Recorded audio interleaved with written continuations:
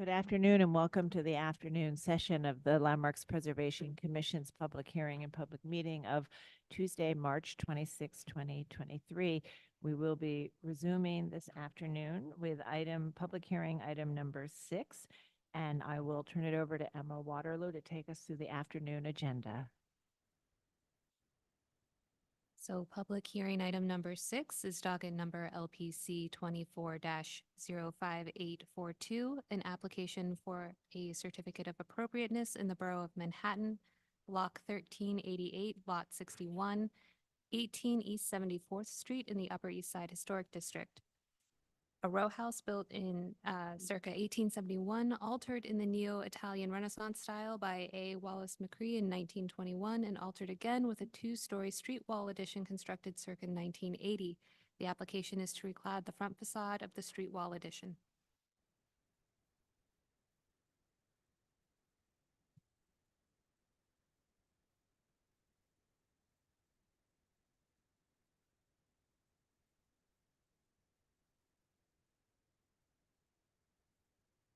My name is John Patino. I'm with Patino Architecture. We're the architects for the renovation of 18 East 74th Street. The site is located on the south side of 74th between Madison and 5th Avenue. Here we have historic photographs. On the far left is the tax photo from the 1940s showing the original limestone facade. In the center is the LPC designation photo from 1980. And on the right is the tax photo from, I believe it's 1983 to 1988, in that period showing the two-story addition.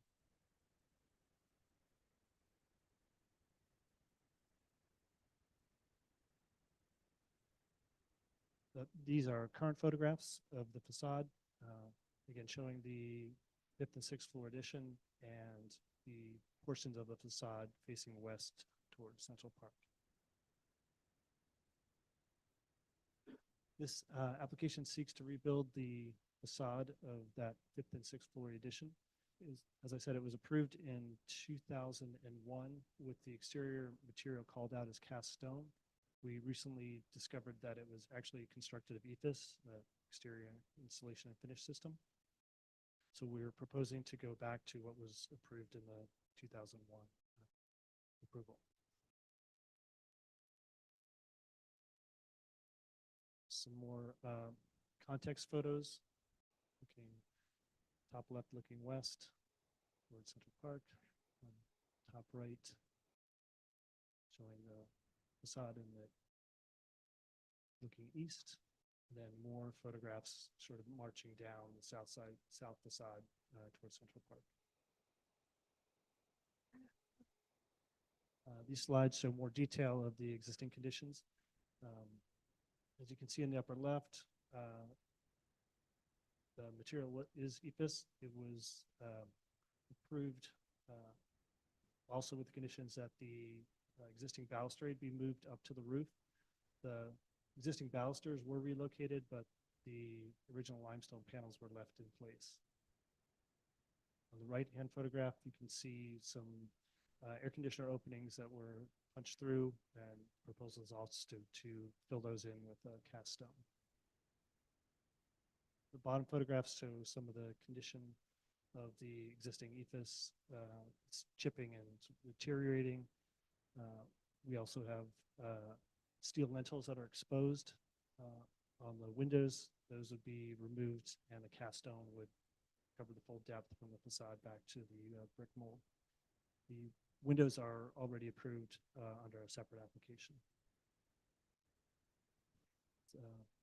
Last photograph is installation of the relocated balusters, sort of half on EFIS, half on roofing material. And we propose reusing whatever balusters we could, and then replacing in kind ones that may have been damaged or trimmed to fit the reinstallation. Elevation drawing here of the existing on the left and the proposed on the right, showing the previously approved windows. The solid previous baluster panels are removed, and full balustrade relocated to the roof. On the right, you can see the side elevation, the new windows as well.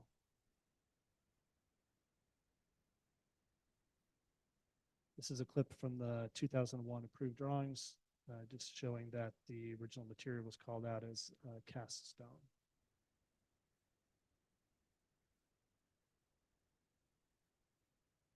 More detailed drawings of the proposed cast stone renovation. Shows alignment of brick courses and panel sizes, and et cetera.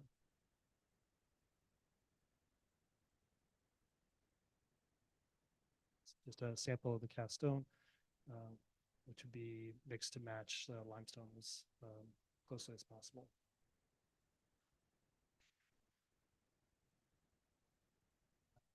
That's the main presentation. Okay, all right, thank you. So I think Commissioner Ginsburg, followed by Commissioner Goldblum, did you have a question also? So although ephes may not be the most durable material, it's very good from an insulated property. Will you be maintaining the same insulation value or improving it? And how are you dealing with thermal breaks? Yes. The insulation, I believe, is spray foam insulation, cellular spray foam insulation on the interior. And I don't offhand know if the windows have a thermal break, but I assume they do. Thank you. All right, Commissioner Goldblum. Why not do limestone? That is a solution we are open to. Our initial inclination was to go to cast stone because that had previously been approved. I know there was also discussion within the LPC. Some preservationists prefer the cast stone because it shows a slight differentiation in materials from what was existing and what is proposed. It is an idea that the owner is very willing to consider if that's the Direction. direction. Okay, Thanks. thanks. Other questions? Yes, Commissioner Chu. Just relate, so the top portion, the addition is what's being reclad Yes. because it's ephes right now. In the dimensional detail for putting stone on that facade, can you do, I mean, the question that Mark asked is really, can you get insulation back there? And ideally, you'd get it on the exterior, not on the interior. Do you have that kind of dimension? Because you want to flush the facades out, right? Well, we're not only recladding, but we're reconstructing the entire wall. Oh, behind it. Yes. Oh, so you should be able to do that then. Okay. Thank you. And maintain the exterior plane. Okay. Other questions? All right, let's see if we have public testimony and we'll come back to you. Is there anyone in the room who'd like to speak on this item? Noting that there isn't, I will turn it over to Gregory Kala to see if we have any remote participants. Thank you, Chair Carroll. We have one hand raised in the attendees list, that being Zainab Tehran from the Friends of the Upper East Side. Zainab Tehran, I am promoting you to panelist right now. Please unmute your line and state your name for the record. You'll have 3 minutes to speak. Thank you. Thank you. Chair Carroll and Commissioners, Zainab Tehran here speaking on behalf of Friends of the Upper East Side. Friends Preservation Committee does not object to recladding the front facade of the 2-story street wall addition. The use of cast stone would be a welcome addition to preserve the original character of the building and to sustain continuity between the original 4-story building and the 2-story addition. We urge the applicant, however, to closely monitor the dismantling of the old cladding, ephes, to minimize the environmental impact on the neighboring buildings. We trust the owner to keep the neighbors informed about the process and to maintain a respectful relationship to minimize nuisance. Thank you. Thank you so much for your testimony. I do not see any further hands raised, so I will note for the record that Manhattan Community Board 8 recommends approval. And with that, I'll bring it back to you, Chair Carroll. Okay. All right. So we've heard supportive testimony. I don't know if there is anything you want to address or any final comment you'd like to make before we move to our discussion. No, thank you. Okay. And commissioners, any final questions on this one? Okay. So we'll move to our discussion. All right. Commissioner Master, would you make a motion to close the hearing? So moved. Thank you. And Commissioner Chu, would you second that motion? Second. All in favor, say aye. Aye. Aye. Any opposed? Okay. So the hearing is closed and we'll begin our discussion on this application to remove the ephes cladding. The proposal as presented is to install a new cast stone exterior finish to the reconstruction of this wall that would match an earlier LPC approval. And that would also correct the remaining panels that are left at the ground, which were supposed to be moved up with the balusters. And so we'll begin our discussion. Commissioner Goldblum, would you like to start it? Sure. I think it's appropriate. I kind of think that limestone would be the better choice. I don't think anyone's going to mistake this part of the building for the original. So I think that the preservation intent would be maintained by using a limestone, and you'd avoid what would, I think, possibly look like a mistake. And they've made one mistake already, so. Okay. Commissioner Chapin? Yeah, I think this is an appropriate restoration project, and, I can support it as presented. Okay. Commissioner Master? I also agree that I think it's appropriate. I don't know enough to evaluate what Michael had said, but I think that I'll defer to some of the architects to evaluate that. Okay. Commissioner Chu? I think this application is appropriate as submitted. I tend to agree with Michael. I think that the limestone would be preferred, but I do think cast stone, we've often approved that as an alternate in terms of matching. Okay. Commissioner Lutfi? I think it's appropriate and think the limestone is a good idea. Okay. Commissioner Chen? Same here. I think it is appropriate. Okay. Commissioner Ginsburg? Agreed, appropriate. Okay. All right. So I think we have enough to approve it as is, but maybe we can say that if they would like to explore limestone, we can approve that as well. Got it. Regarding 18 East 74th Street in the Upper East Side Historic District, the application is to reclad the front facade of the street wall addition. I note that, I don't note anything. I recommend approval, finding that the work will not damage or eliminate any significant architectural features, that the replacement of the ephes cladding and balustrade currently composed of mismatched materials will eliminate atypical and unsympathetic materials that detract from the building, that the proposed cast stone cladding and balustrade will harmonize with the historic masonry at the lower floors in terms of their material design, color, details, and texture, thereby supporting a unified facade composition in keeping with the historic character of the building. That the use of cast stone instead of the matching historic limestone will maintain a subtle distinction between historic and modern portions of the building, that the proposed work will enhance the special architectural and historic character of the building in the Upper East Side Historic District, and the applicant may choose to work with staff on substituting the precast material with actual limestone to match the facade below if they so choose. Thank you. And Commissioner Chapin, would you second that motion? Right. Chair Carroll, Aye. Commissioner Chapin, Commissioner Chen, Aye. Commissioner Chu, Aye. Commissioner Ginsburg, Aye. Commissioner Goldblum. Aye. Commissioner Lutfi, Aye. Commissioner Master. Aye. With 8 in favor, none opposed, the motion passes. That's approved. Thank you. We'll move to the next item.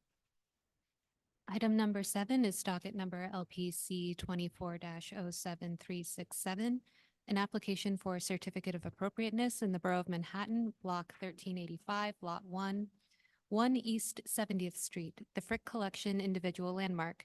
It's also in the Upper East Side Historic District. This is a French Louis XVI style mansion designed by Carrier and Hastings and built in 1913-14 and altered by John Russell Pope in 1931-35.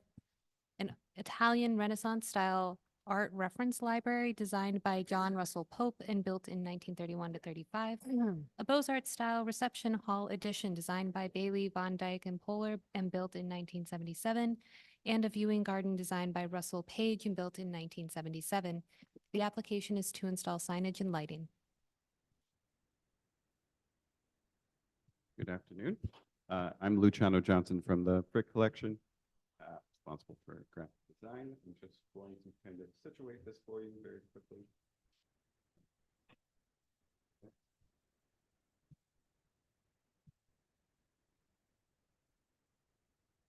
Of course, we're in the sort of tail end of our renovation project at the Frick. This deck represents kind of the last bit of what we're trying to accomplish. This is kind of an upgrade to our public interface. We're looking to, I think, in an understated way, kind of upgrade our signage package a little bit for the exterior of the building in the hope that there's a benefit to the public, both in terms of identifying the entrance to the museum, but also in letting people know that we are in fact a museum. I'll say anecdotally, for as good as it's worth, I've been at the Frick for about 23 years now, 24. And one of the questions that I always get is, what is that building? And the other one is, where's the entrance? So we hope that within this package, we can kind of maybe alleviate some of that question. Just a quick rundown. Of course, our location right next to Central Park on 70th and 5th. And just a reminder here of what the new facade essentially will look like with the ADA entrance. Very kind of modest change. And then some interiors. The current renovation. And I'm just about to hand it over to Abbott Miller, who is from Pentagram, who's our graphic design partner for this project. But briefly, I might as well just point out these are the locations of the signage that we're intending to improve upon. We have one in front of the library entrance. Point that out. We have a poster box that's on 71st and 5th. We have an identification signage on 5th Avenue. And then sort of what I believe is a minor change to the signage at our entrance. And with that,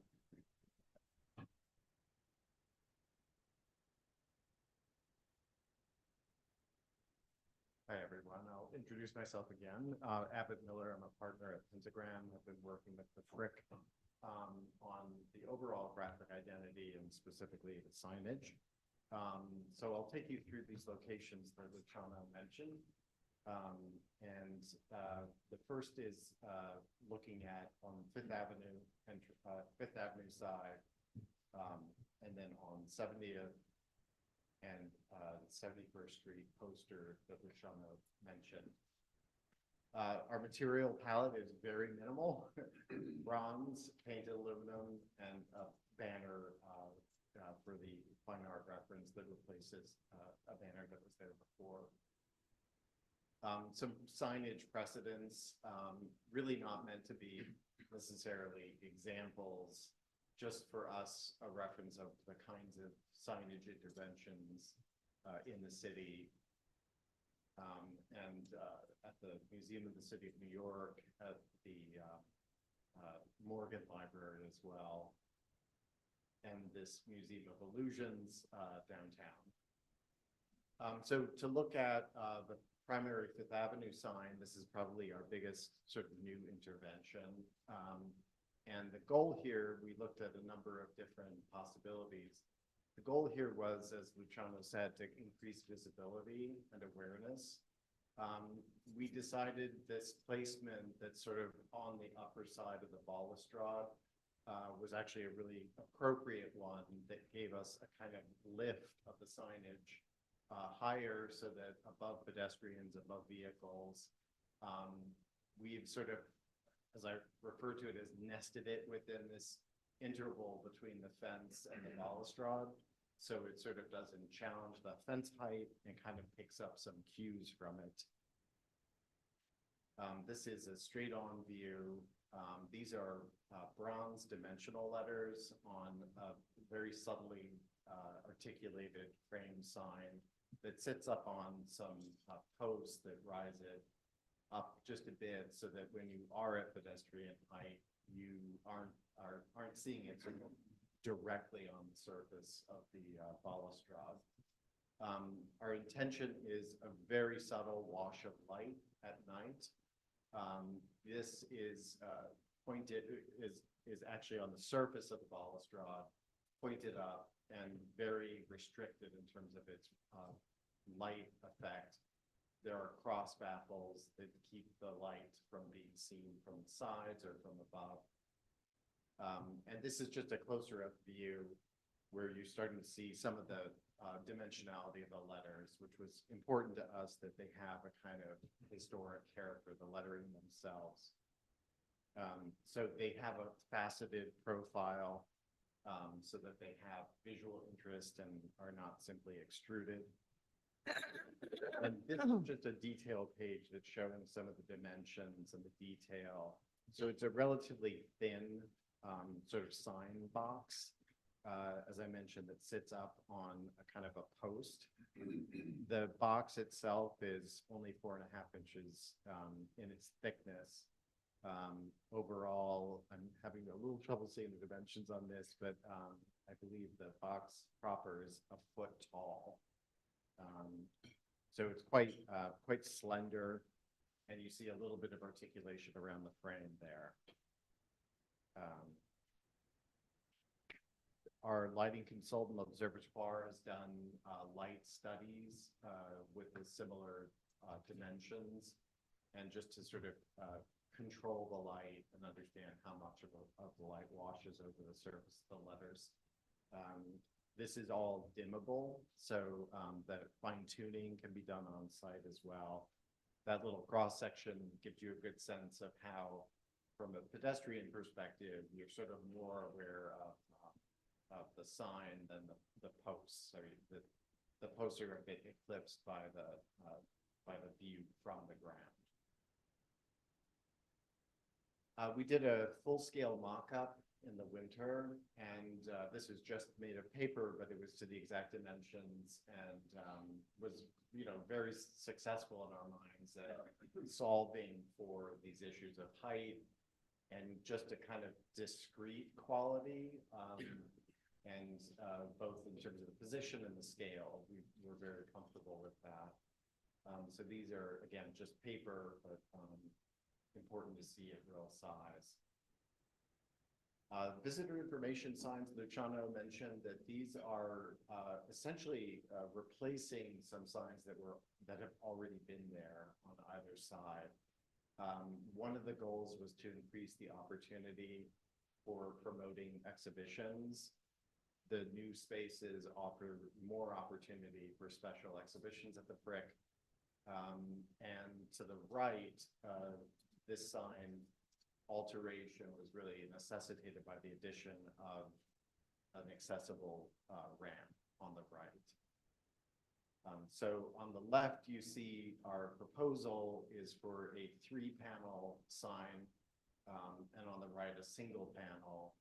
Both of these would be mounted directly to the fence, and also a wash of light for evening. Again, dimmable. Observatoire has done mock-ups of this to ensure that they wash over the face in a really gentle way, no hot spots. So these 3 panels allow us a little more bandwidth for promoting exhibitions up to 2 or 1 special show in the permanent collection, as well as hours and admission prices.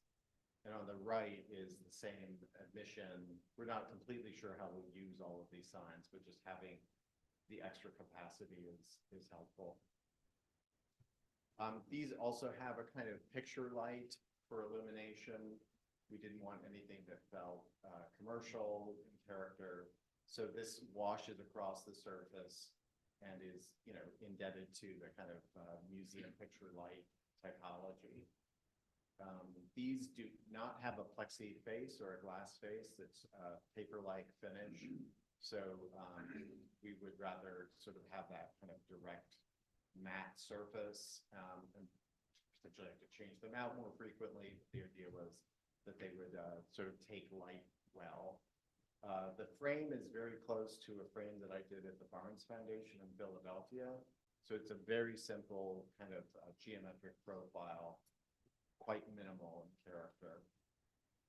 These are details of that, the profile and the elevation views of the signs, and the in situ on the bottom left.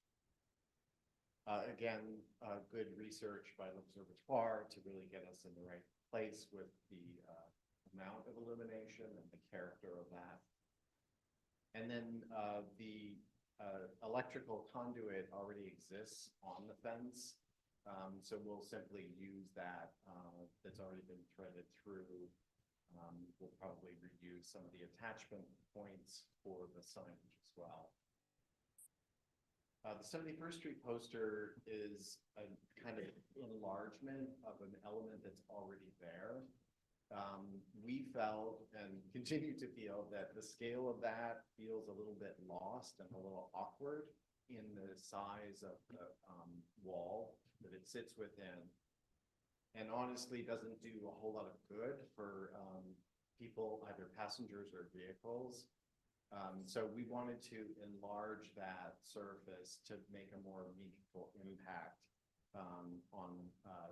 for its sort of potential for promoting the frick. Again, this is a kind of evergreen gesture. So this is the enlarged proposal.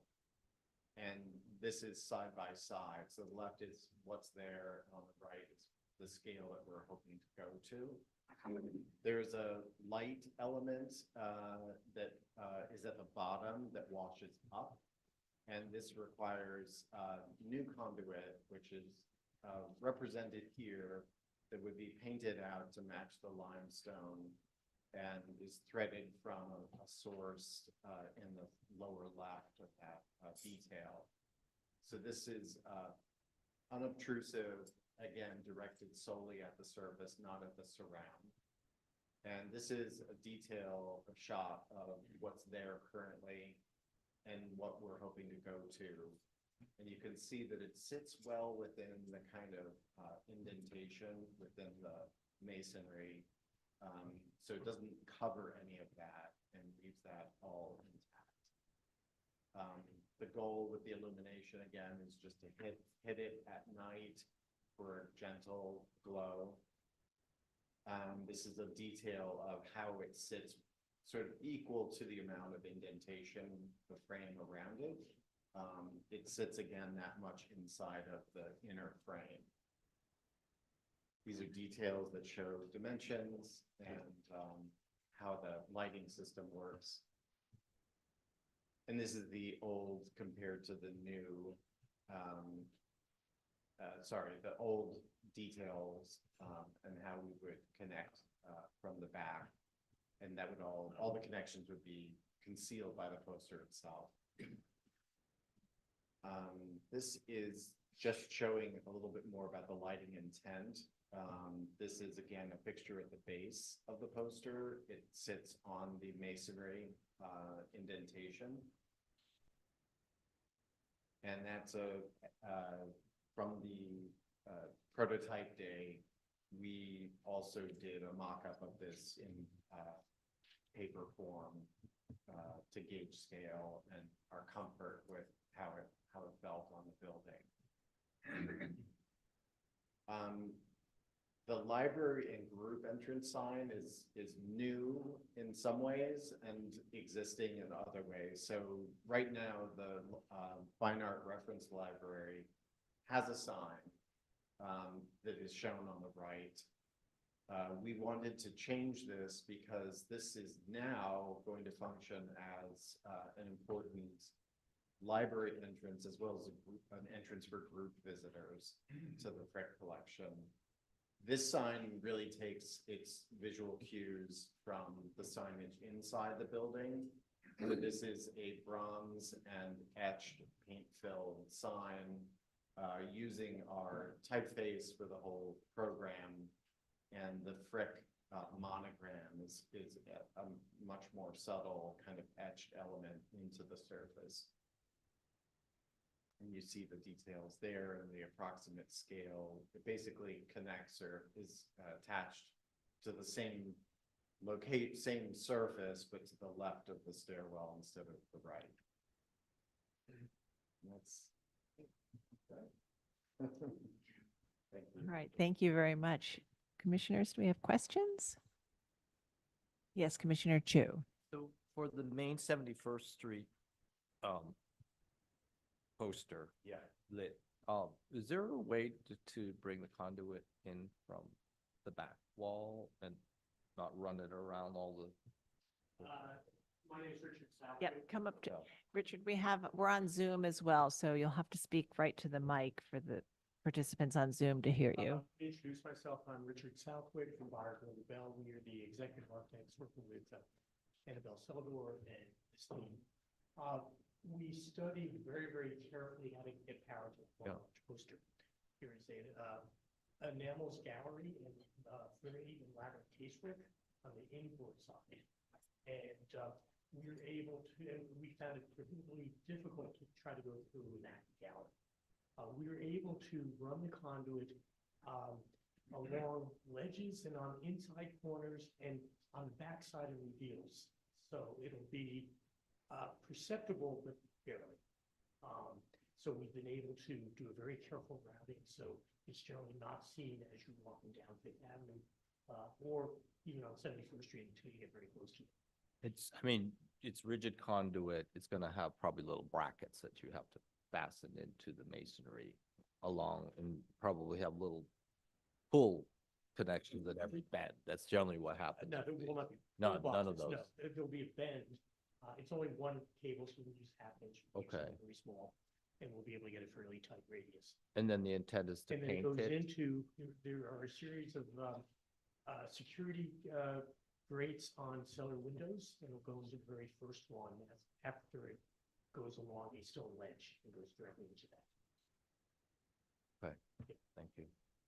So it's about a half inch in diameter? Mhm. Okay. It's a single circuit, one light. One of the advantages of having the light on the sill rather than on the top is you come right across the inside corner of the sill as well. Okay, and the light fixture housing at that poster looks like it's sort of, is supposed to in dimension align with the little base under the Yeah, it's column. probably about 2.5 inches high. It's a shroud for a series of smaller LEDs.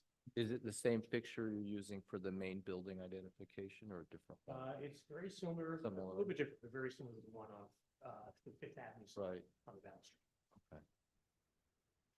All right, other questions? All right, let's see. Is there anyone in the room who'd like to speak on this item? Noting that there isn't, I will turn it over to Gregory to see if we have any remote participants. Thank you, Chair Carroll. We have a few hands raised in our attendees list. The first we'll be hearing from is Zainab Turan from the Friends of the Upper East Side. Zainab Turan, I'm promoting you to panelist right now. Please unmute your line and state your name for the record. You'll have 3 minutes to speak. Thank you. Thank you, Chair Carroll and Commissioners. I'm Zainab Turan speaking on behalf of Friends of the Upper East Side. Friends Preservation Committee is eagerly anticipating the reopening of the Frick Collection. Therefore, we have no objection to the signs proposed for the 70th and 71st Streets entrances, which are similar to those pre-renovation. However, we urge the applicant to consider its neighbors in terms of lighting of these signs to minimize the light pollution, especially after hours. Among committee members, there were divergent views on the primary signage, an important element given its placement on Fifth Avenue. Some members questioned the necessity of the proposed primary sign and asked if the Frick really required an additional sign on Fifth Avenue.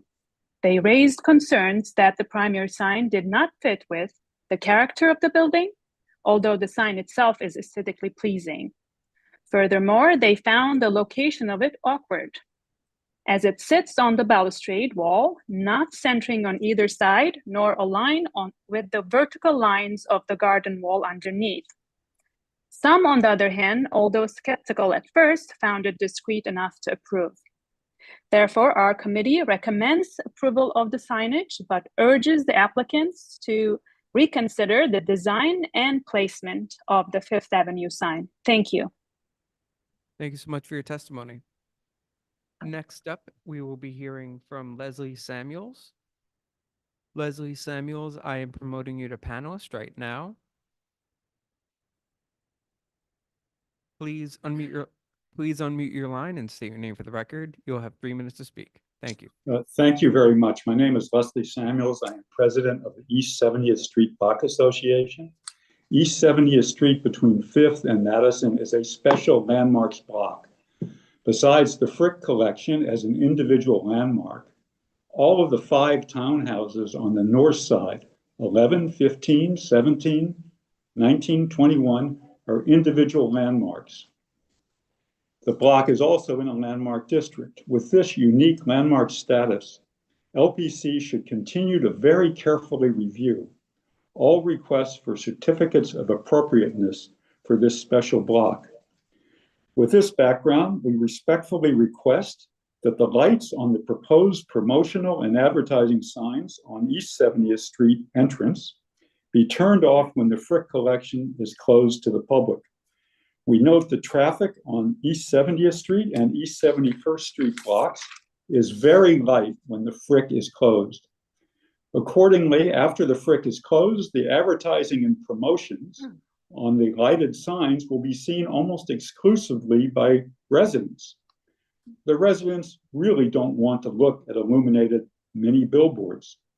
Of course, illuminated signs are okay on Madison Avenue, but they're not appropriate on the tranquil, specially landmarked side street. LPC should not bless the after-hours lighting on the proposed commercial signs on the side streets. We know that the Frick does not wish to have any restrictions. However, our very modest request should not interfere with the Frick's desire to promote their new facilities. Albeit, we sincerely hope the Frick will remain a unique and tranquil house museum. The Frick is a protected jewel of New York. Thank you very much. Thank you so much for your testimony. Next up, we will be hearing from John Graham from the Victorian Society of New York. John Graham, I'm promoting you to panelist right now. Please unmute your line and state your name for the record. You will have 3 minutes to speak. Thank you.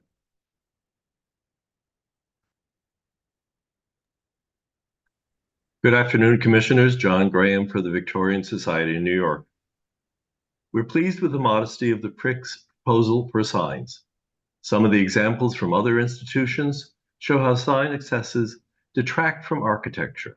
We're happy to support this application. We suggest, however, discussion of 2 aspects of the proposal. One is the asymmetric placement of the primary Fifth Avenue sign with regard to the balustrade. We wonder why this was done and if it's the best approach. Second is the enlargement of the poster sign at the pavilion at the corner of 71st and 5th. The enlarged sign almost looks like a picture within a frame formed by the 2 pairs of columns and rusticated arch. Perhaps that effect is intentional, but does it diminish the architecture of the pavilion's magnificent classical facade? Thank you, Commissioners. Thank you so much for your testimony. Next up, we'll be hearing from Lucy Levine from the Historic Districts Council. Lucy Levine, I'm promoting you to panelist right now.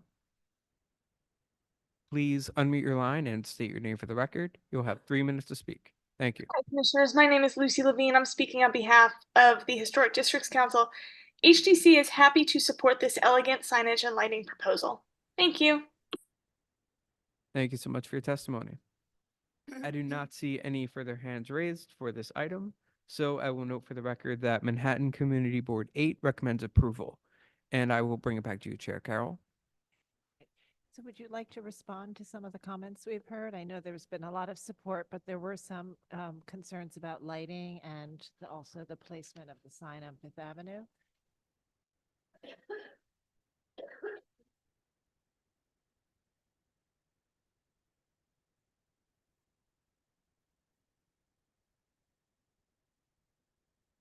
We did a pretty full study of engaging with the fence, engaging with the very far corner, and we're able to look at this physically in place.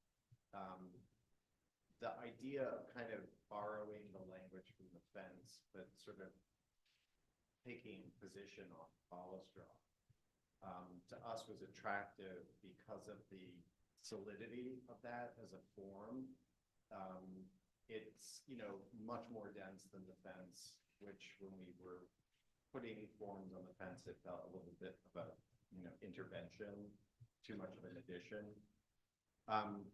The elevation was really something that, you know, we did because we aren't pretending as though this is historic.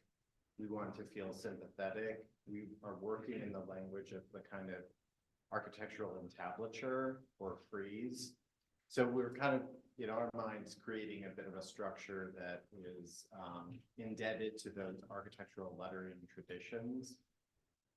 We felt like centering it was quite foreign. It kind of made the balustrade sort of a little building unto itself. The corner felt very, very wrong. I can't think of a better way to put it, but it really felt like it was trying to label the whole campus. So we really arrived at this idea of kind of nesting within the L where the gate or the fence meets the balustrade. So that materially it's an extension of the fence, but it's not trying to be more fence. And it really felt like the most elegant way to not engage with the symmetry of the building or the symmetry of that balustrade element, but to kind of be somewhere sort of comfortably between. I know that asymmetry in such a setting is maybe a little more unusual, but for us, it kind of solved a number of issues by being asymmetrical. So it wasn't like we sought to make it modern. It was just that that was sort of a great place that was not engaging with the fence, helped identify the building, but really didn't try to replace anything that the building was already doing. The building has architectural lettering, it's just half a block back. So this is really a way to be more upfront, but still discreet. And I'll let Richard talk about the lighting. Okay, all right. And Commissioner Goldblum, I think, has a question for you on this sign.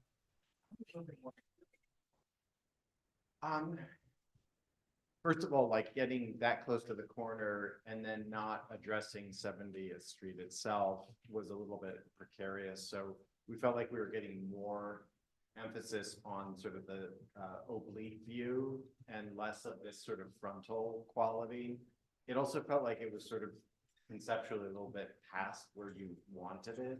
Like if you are trying to get people on Fifth Avenue to have greater awareness, if you're coming down, you know, with the flow of traffic, it's sort of the last thing you see. You've kind of seen the mansion and sort of as you're passing by, you're labeling it after the fact.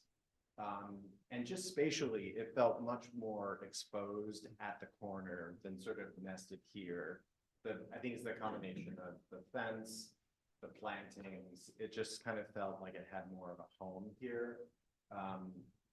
But I would say that the worst option was centered on the balustrade. But we were eager. Our initial drawings were about the corner because we kind of felt like that would be ideal, but it turned out to feel the most additive. Is that the entry gate? Michael, I might add, it's a very asymmetrical Fifth Avenue elevation. It's a really interesting balance. My original first thought was put it on the corner as well, and it just seemed out of balance to the entire facade. I want to talk about two things. First, the level of lighting. One, all the light, the very small LEDs are directed at the poster itself, so there's no glare or no view of the light source, and there'll be baffles as well. And the light is only about 1 to 2 foot candles. It's very low level glow.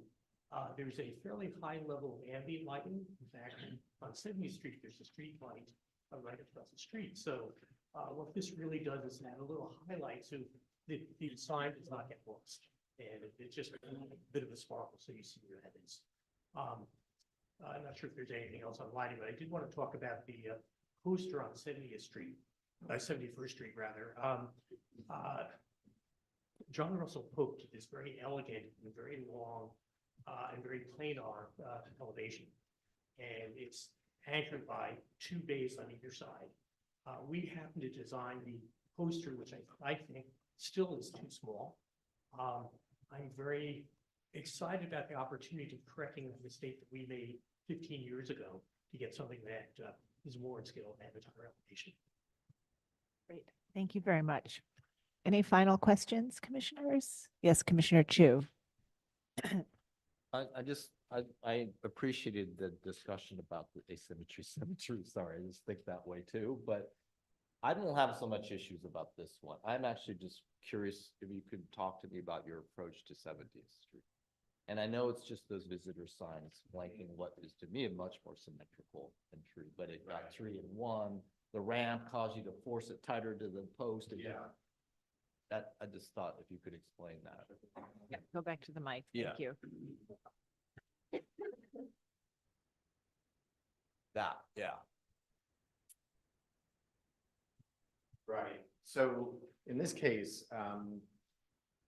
the decisions around the left were that we know that the permanent collection is core, but we know that the expansion has really allowed for more gallery space for special exhibitions.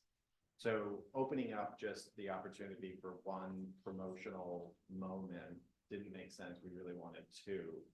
To the right, we really felt like the accessible entrance should have the same information in terms of availability. We're constrained by the new gate. There was not enough room to go to the right of the gate. It's just like one more foot. Yeah, we wanted that, couldn't get it.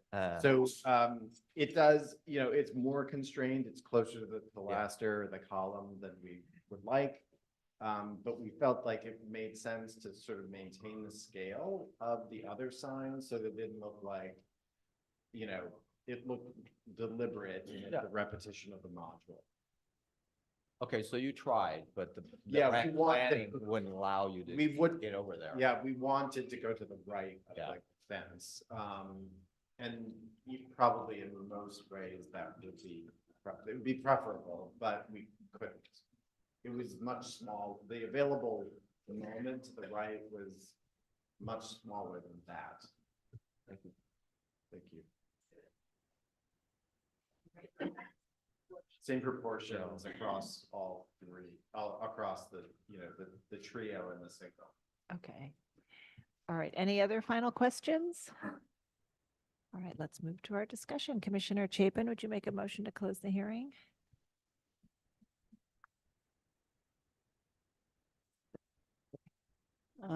Just so, no, I just motion to close the hearing. Yes, I was going to say. Okay, sorry. Motion to close hearing. Okay. Commissioner Goldblum, would you second that motion? Second.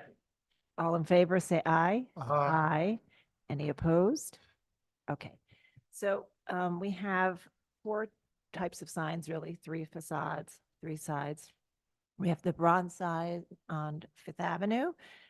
We have the visitor information signs and exhibit signs on 70th Street on the fence, which would use existing conduit. We have the poster on in the niche on that sort of sits within the recessed panel of the niche on 71st Street, and then the library and group entry sign, which is like a bronze plaque at the library and group entry in the former library building. And all of the signs do have an external light source that is concealed in housing that sits either low on a ledge or on the balustrade, and has conduit concealed to the extent possible. And just with respect to lighting, we historically have not regulated the wattage or quality of lighting because, again, it's something that we can't enforce on a regular basis. So we really primarily look at the fixtures and where they're being attached, how they're being attached, and what they look like. So, and obviously the goal is to have them be discreet and to blend away in most cases. So with that, we'll begin our discussion. Commissioner Chu, would you like to start this one? Sure. So I do want to compliment the applicant because I think the proposal is very clear, well presented, and thank you for the details that helps us understand attachments and scale and everything. I'll just go through the different proposed items one by one. the main 71st Street, is it correct, for 71st Street? No, yeah, 70th Street, signage. I feel that the proposed location and elevation is appropriate. I actually quite like it. I think when I look at this facade on that main street, it's an asymmetrical building facade, and the left side, the north side comes forward, the rest of the building recedes, and I think it speaks to that building to have an asymmetric entry signage on one side. So I feel comfortable with it. I don't mind the fact it doesn't lock vertically because I don't want it to. I don't want it to relate to the balustrade. I want it to float horizontally across, and I think that's what the proposal suggests. The visitor panels, I raised the concern I have about balance, but considering the challenges, this is often something that we do is provide, I'm assuming that's an ADA ramp on the right side there. So that's really the big move being made here, which is accessibility, which we promote wholeheartedly. And having the signage be equal for the ramp versus the stair makes a lot of sense. So I'm okay with that. The 71st Street poster, the larger scale poster on the corner, I think the size of the graphic is appropriate for the building and the framed archway. I feel comfortable with that. The conduit approach is something that we deal with often as architects in historic buildings, and we are often celebrating the facades by lighting them. And so I'm accustomed to seeing this approach of lighting from the sill, trying to discreetly run conduit, painting it to match. So I will ask the applicant to work with staff on finding the best, most minimal path to run that conduit, whether it be behind or along the sill and down at the right moment. General, I think it's appropriate, the proposal. I just first want to say I'm very excited that you're getting closer to the end of this project. And I can't wait to have an opportunity to get in there. It's been actually wonderful. Your temporary space and the shows you've had have been amazing. And I just know it's going to be wonderful. So I'm excited for you and excited for all New Yorkers and visitors to New York. I think this is, I'm going to concur with Commissioner Chu. I think this is really a wonderful, elegant, and understated signage and lighting program. Look, every museum wants to not only make sure that it is identified and that people have an awareness of where it is and what it is when they are passing the building. And they also want to give people a little bit of an idea of what's going on inside because you want to bring people in. And so I think that you do that and you do it very effectively, but in a very low key way. So, ooh, I did nothing different. So the proposed Fifth Avenue sign, I really like it. I'm fine with the location. I think it's sitting on top of the value Strahd is, but not quite, nestled into it. Works very well. The articulation and the lettering is lovely. And I think it's going to look great with the lighting on it, which will be very focused, especially at night. I appreciate the challenge that you had on the right side with the visitor information posters, but this is this is the entry point. And so no matter where you enter from, what you're basically saying is, I want to tell you something. You're entering from the left, you're getting a little more and color on the posters, or look, these special shows. This is a lot of times this is what people come to museums for the special shows. So it's good, and it's good to be able to promote them. And once again, the, the way you've done the picture lighting there is very understated and works well. I'm actually really happy that you are changing poster size because on 71st Street, because the way it was, it almost looked like, someone slapped it on the wall and it's completely lost. So now it has a presence, but it sits very nicely in its space. It calls just enough attention to itself, and but not too much. Again, it's a little enticing, and I think the way you want the light to hit it works well. I agree with Commissioner Chu that you should work with staff to minimize the visibility of the actual fixture. The code. Commissioner Chen? Yeah, I think Commissioner Chu said it well. I think it's well done. I think it's discreet. My only personal bias is somehow I guess I'm the minority. I just have this funny feeling about the sign on the Fifth Avenue side. I understand the logic is very logical. Fifth Avenue is going south. You get into a tower. That was a very clear explanation. I just somehow thought that I would have put the sign on the fence, not necessarily on top on the balustrade.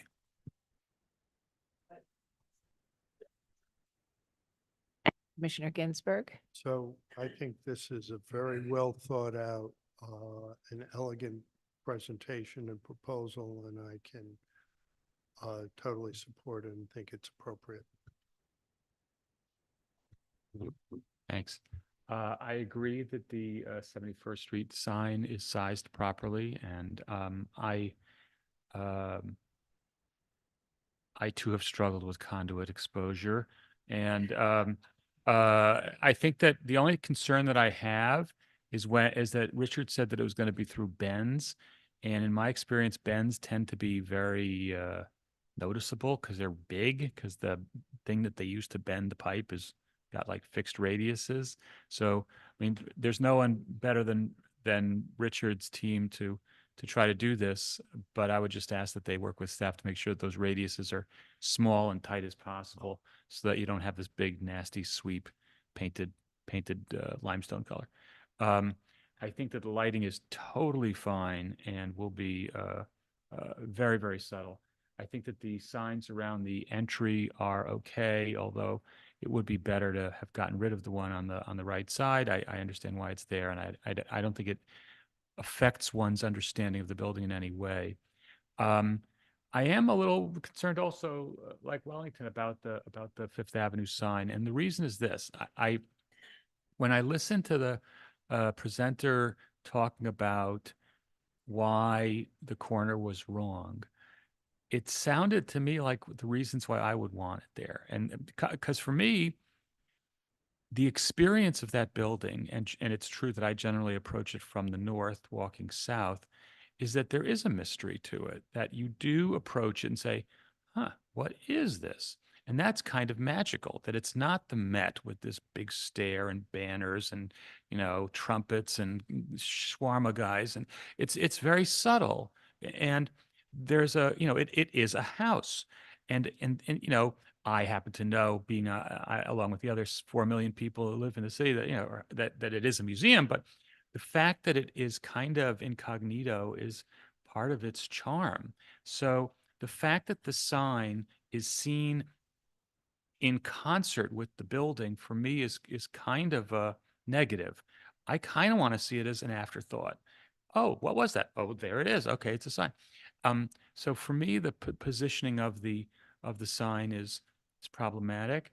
I don't think I would withhold my vote for it, because I do think that it might be okay here, but my gut tells me that it's a mistake. Chapin. Well, it's my own view that when people are coming to find a museum, the first thing they want to know is where is it. So I'm okay with the location of the sign. I think, in fact, that the location of all of the signs and the size, materials, the colors, the fonts that have been chosen are all very appropriate. Not only the primary, but the visitor signs and the poster and the library and group entrance signs as well. I think the only issue is, as others have stated, just that they work closely with the staff to try to make the lighting conduits as discreet as possible. I think that the lighting itself will be very, a nice soft wash and very appropriate for the museum. So I'm happy to approve it as it is, so. Commissioner Master. Yeah, I think the applicant did an outstanding job in terms of thinking through the placement of the signage and all of the details. I think it's understated and elegant solution all around, and I wholeheartedly support this.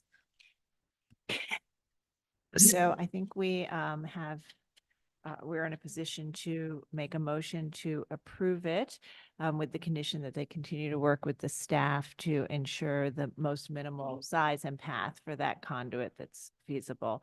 And Commissioner Chu, since you had to do a long one this morning, we can ask Commissioner Lutfi if she would do it to give you a break, because you didn't have to do yours. You did.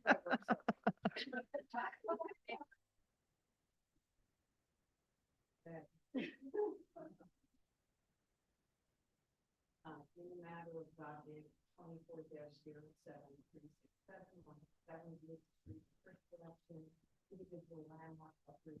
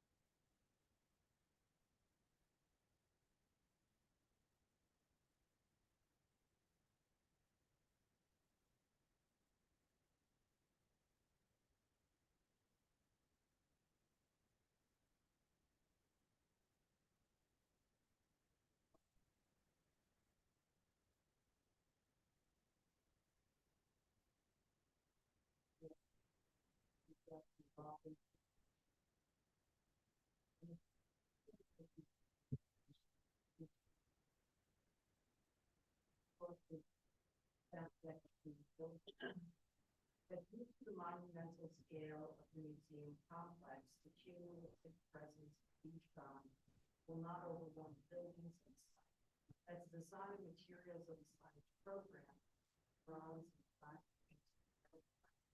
poster signs, plaques, and beige painted Light fixtures and housing, thank you, will be harmonious with the historic materials and color palette of the building.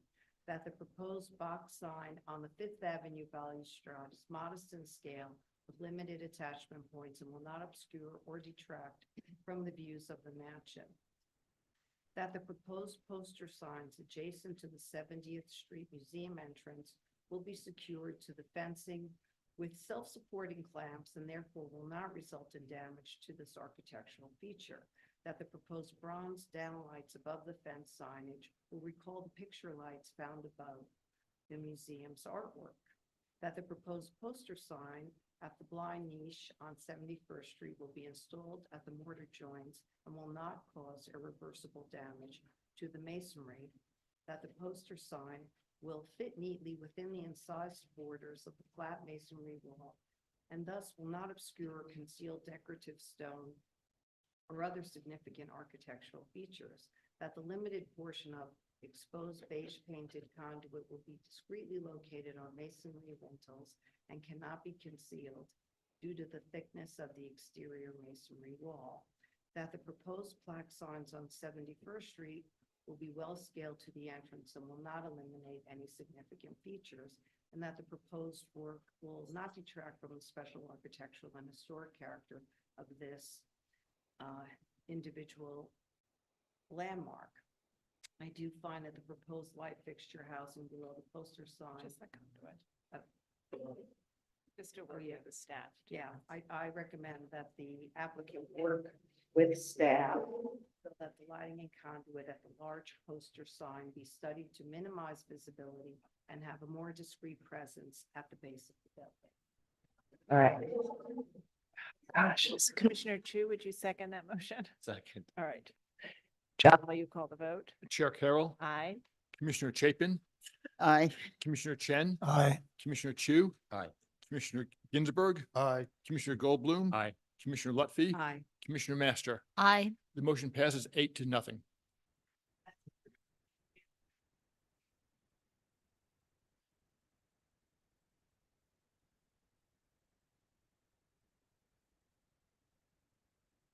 The final item is item number 8, docket number LPC 24-00499, an application for a certificate of appropriateness in the Borough of Manhattan, Block 2110, Lot 43, 429 West 162nd Street in the Jamel Terrace Historic District. This is a Romanesque Revival style row house designed by Henry Foucault and built in 1896. The application is to construct a rear yard addition, combine masonry openings, and alter the rear parapet. And I would note that the alterations of the rear parapet has since been omitted from the scope. Good afternoon, Commissioners. Ryan Zeke, Preservation Staff. The item before you is for 429 West 162nd Street. For your reference, here are the historic tax photo and an existing conditions photo. The property is located mid-block on the north side of the street facing Jamel Terrace. The proposal before you has two components. The first is demolishing the existing one-story rear L, constructing a two-story rear yard addition. This block plan shows that a majority of the buildings of a similar type on the block do not feature rear additions. This slide shows existing conditions at the rear facade. Please note that there's a proposed bulkhead, HVAC equipment, and a railing at the roof, which are all to be reviewed at the staff level. These next several slides show existing and proposed plans, which we can come back to if there are further questions.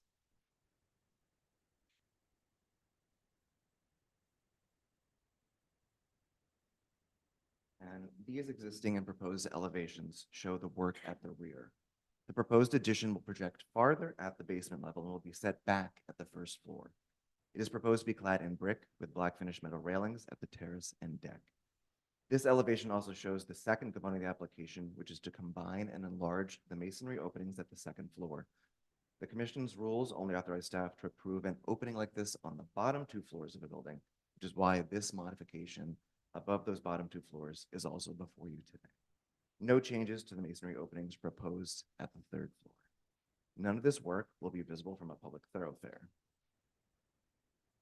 This slide shows the existing conditions at the rear, and this section shows the proposed addition. The detail at the left show the railing at the proposed second floor deck, and the railing at the roof on the right is the staff level matter and not before you today. For your reference, these photos show the rear additions at the other two row houses on the block. And these are the proposed materials for the work. Now the applicant is here to discuss the appropriateness of the proposal and to answer any questions you may have. Okay, thanks. Please feel free to come up to the mic and just state your name and add whatever you'd like.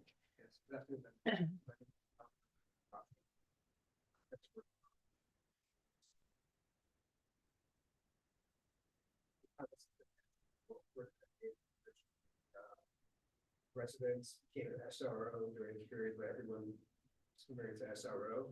At this point, the current owner has bought it and has been sitting on it for a while, was ready to renovate it. Proposing to transform it into a residence for himself. So the parlor, second, and third floors would be a triplex apartment. The basement level would be a rental apartment. And he's proposing to add access to the roof, as we mentioned, the bulkhead. would be a recreation area. And in the rear, we're proposing to extend the existing one-story sort of L-shaped addition into a two-story area, which would serve as a kitchen and a recreation area. And we basically are trying to conform to the existing look of the rear facade there. We use brick, and then we're also using brick. We're trying to keep the massing down, so we do step back the second level. And although it doesn't happen in this series of courtyards, it's not uncommon for other two-level additions to exist in other portions of landmark areas in Harlem or Brooklyn. So it's not something that's unheard of, and the proposal is something that we hope is not aggressive in its intervention, and that will be fit for that area. All right, thank you. Do we have any questions, commissioners? Yes, Commissioner Are Goldblum. there any two-story additions on your block? That particular courtyard with rear Right. primary, there are not the one-story additions. There's two that we show in our floor plan there. Right. I just want to make sure. Thanks. All right, any other questions? All right, is there anyone in this room who'd like to speak on this item? Noting that there isn't, I'll turn it to Gregory to see if we have any remote participants. Thank you, Chair Carroll. We have one hand raised on our attendees list, that being Lucy Levine from the Historic Districts Council. Lucy Levine, I am promoting you to panelist right now. Please unmute your line and state your name for the record. You'll have 3 minutes to speak. Thank you. Hi, Commissioners. My name is Lucy Levine. I'm speaking on behalf of the Historic Districts Council. HGC could possibly find this project appropriate, but the application itself is a hindrance to forming any opinion because it is incomplete and does not show a block plan. Without one, we can't judge this project's impact on the donut and cannot determine its appropriateness. Thank you. Thank you so much for your testimony. I do not see any further hands raised, so I will note for the record that Manhattan Community Board 12 recommends approval, and I will bring it back to you, Chair Carroll. Okay, thank you. So, there was one person who spoke who couldn't comment on the context, but we did have a question from one of our commissioners about that. I don't know if you want to take a few minutes just to talk about the context before we begin our discussion, or if there's anything else you'd like to add? Yeah, maybe go to the block plan. I sort of mentioned before, it's not perspective.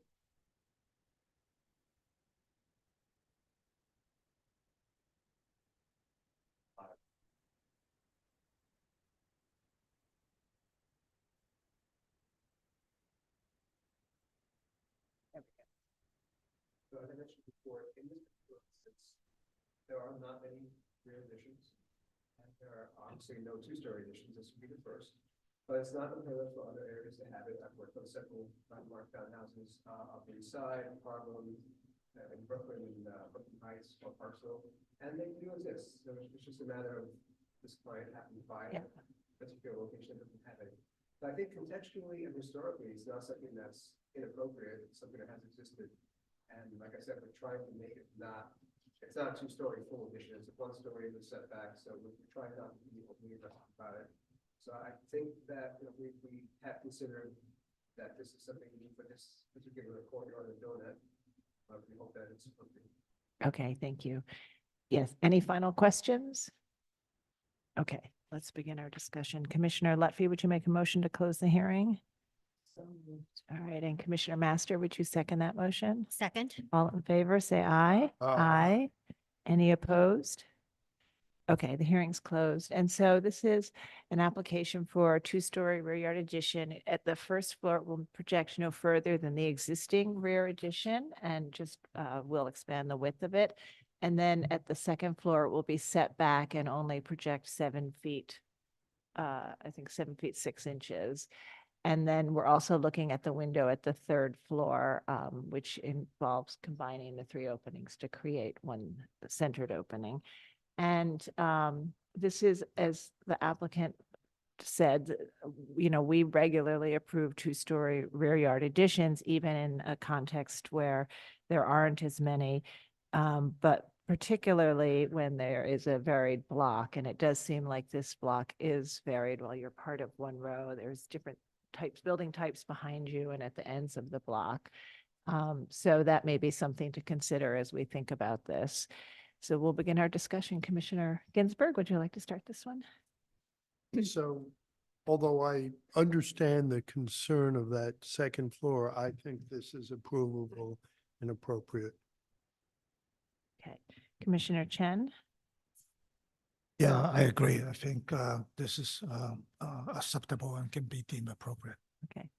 Commissioner Lutfi? Yeah, I agree. I mean, this is a very understated project, and the ground floor only juts out a few more feet than the other one-story additions, and the second floor is only a 7-foot addition, and the whole they've kept the windows at the top, and there's no loss of a sense of the massing of the building. Okay. Commissioner Chu? Yeah, I think this application is appropriate. All right. Commissioner Master? Yeah, I think it's great, especially since this building has been vacant for 10 years. I think it's a very modest proposal, and I think it's appropriate. Commissioner Chapin? Yes, I think it's fairly modest, and although there are not other second-story additions, it's set back. And one of the things I think in particular, it's in this block in the context of a lot of really large buildings. So I think that creates a different situation than when you have a couple of little row houses with small additions. It's really, I think it's appropriate in this particular context. Okay. And Commissioner Goldblum? I agree. I think that because the block is very heterogeneous, I think because you have different building types all around, I think even though this is a relatively pristine block, the scale of this proposed addition is I think appropriate in this location. Okay. All right. So I think we can move to approve this. Commissioner Ginsburg, would you make the motion? Thanks. With regards to LPC 24-00499, 429 West 162nd Street, Jamel Terrace Historic District, a Romanesque revival townhouse designed by Henry Fauchot, and built in 1896. Application is to construct a rear yard addition, combine masonry openings, and alter the rear parapet. I note that the building style, scale, materials, and details are among the features that contribute to the special architectural and historic character of the Jumel Terrace Historic District. I recommend approval, finding that the proposed work will not alter or eliminate any significant architectural features, that the proposed rear yard addition will not be visible from any public thoroughfare, that the addition will not rise to the full height of the building, thereby retaining a sense of the building's original massing. That the second story of the addition will be substantially set back from the first story, will be modest in scale, and will not overwhelm the building's adjacent buildings or central green space. That the design and materiality of the addition, featuring brick cladding, punch window openings, and metal railing, will be in keeping with the residential scale and character of the building, and that the combined masonry openings at the second floor will retain and expand the outer masonry piers, will feature a multi-light door assembly, and will maintain a high solid to void ratio and the residential scale of the overall facade. All right. Commissioner Chen, would you second that motion? Second. Chair Carroll, Aye. Commissioner Chapin, Commissioner Chen, Aye. Commissioner Chu. Aye. Commissioner Ginsburg, Aye. Commissioner Ginsburg, Commissioner Goldblum. Aye. Commissioner Lutfi, Aye. Commissioner Master. The motion passes 8-0. Thank you. Great. So that's approved. Thank you. And that concludes our public hearing and public meeting today, March 26, 2024. We will not see you next week, but we will see you all on April 10th. I think it's April 10th. April 9th, excuse me. I knew that date wasn't right. All right. So that is the conclusion of our day.